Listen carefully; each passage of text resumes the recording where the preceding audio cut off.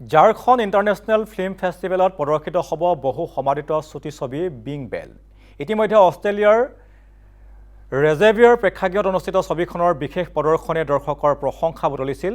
চলচ্চিত্ৰম ৰাষ্ট্ৰীয় চলচ্চিত্ৰ মহোৎসৱ, ব্ৰহ্মপুত্ৰ উপত্যকা চলচ্চিত্ৰ মহোৎসৱ আৰু নেফটা আন্তঃৰাষ্ট্ৰীয় ছুটি ছবি মহোৎসৱত ছবিখনে দৰ্শকৰ সুবাসিক বুটলিবলৈ সক্ষম হৈছে।